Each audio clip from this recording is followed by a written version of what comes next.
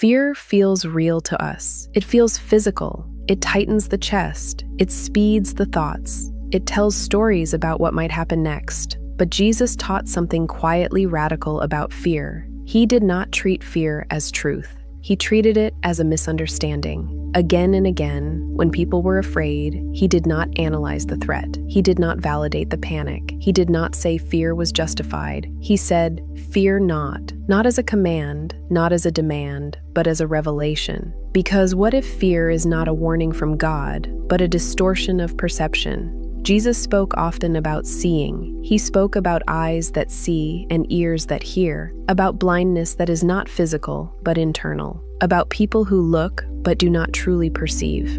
This tells us something important. Fear, according to Jesus, is not just an emotion. It is a way of seeing the world incorrectly. Fear arises when we believe we are separate from God, separate from love, separate from protection, separate from meaning. This is why fear feels so convincing, because it feels lonely. But Jesus consistently taught against separation. He spoke of God as present, as near, as within, as inseparable from life itself. When he said the kingdom of God is within you, he was not speaking symbolically. He was pointing to a reality beyond illusion. Because fear can only survive where we believe we are alone. In the Gospel of Thomas, Jesus says something striking. He teaches that when you come to know yourselves, you will realize you are children of the living Father. And if you do not know yourselves, you live in poverty. This poverty is not material. It is spiritual misidentification. It is forgetting who you are. Fear is born from forgetting. Forgetting that you are held. Forgetting that you are guided. Forgetting that you are part of something eternal. Fear tells you that the world is hostile, that the future is dangerous, that you must control everything to survive. But Jesus never taught control. He taught trust. He taught surrender. He taught stillness. He taught letting go. Not because life is careless, but because God is present. Jesus pointed to illusion gently. He did not shame people for believing it. He understood how convincing it is. He saw how fear masquerades as wisdom, how anxiety disguises itself as responsibility, how worry pretends to be preparation. But he also knew this truth. Worry does not protect you. Fear does not make you safer. Control does not bring peace. Fear is loud. Love is quiet. This is why Jesus often withdrew into silence, why he prayed alone, why he taught people to enter the inner room. Fear thrives on noise. Illusion thrives on constant stimulation. Truth does not need volume. Jesus taught that peace comes from alignment, not defense. When he said, "Be not anxious about tomorrow," he was not minimizing hardship. He was pointing out a simple reality. Tomorrow does not exist yet.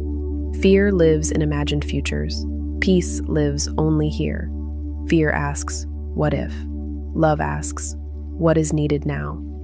Jesus consistently brought people back to now, to presence, to awareness, to trust. He did not rush healing. He did not rush answers. He did not rush outcomes. Fear rushes. Love waits. Fear demands certainty. Love rests in truth, and truth, according to Jesus, sets you free. Not truth as information. Truth as recognition. The recognition that fear is not your identity. That anxiety is not intuition. That panic is not prophecy. Fear is a misinterpretation of reality. It is the mind trying to protect what the heart already knows is safe. Jesus showed that when fear is exposed to love, it dissolves. When he calmed the storm, he did not fight it. He did not overpower it. He spoke calmly. Because storms are not only external, they are internal. And fear cannot survive calm awareness. This is the hidden teaching. Fear loses power when it is seen clearly, not resisted, not argued with, not shamed, seen. Jesus never told people to fight fear.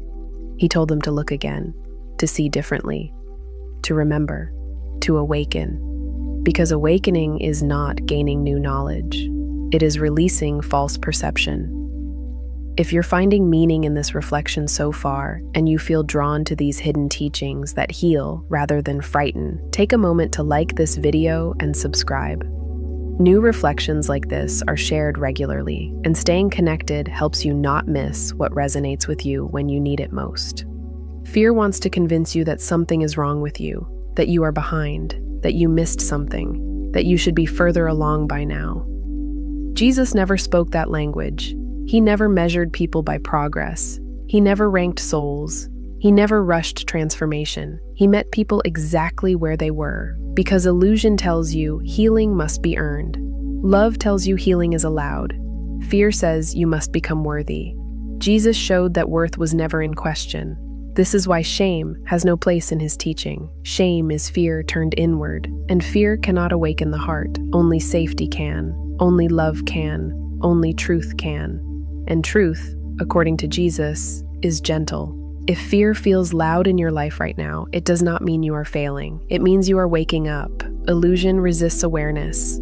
Fear intensifies when it is being outgrown, but you are not meant to battle fear. You are meant to outgrow it, to see through it, to let it pass. Jesus called people out of fear not by force, but by invitation. He said, "Follow me," not to escape life, but to see it clearly. Fear is not the enemy. Fear is a teacher that has finished its lesson. An illusion dissolves when it is no longer believed. Jesus came to remind us that love is the truth underneath fear, that peace is the reality beneath anxiety, that God is not distant, and that you are not alone. If this reflection brought you clarity, comfort, or even a sense of inner calm, take a moment to like this video. It helps this message reach others who may need it just as much. And if you'd like more hidden teachings, reflections, and gentle reminders rooted in the words of Jesus, consider subscribing. New content is shared regularly to support peace, healing, and spiritual understanding. Thank you for spending this time here. May awareness continue to replace fear, and may peace feel more accessible as you move forward.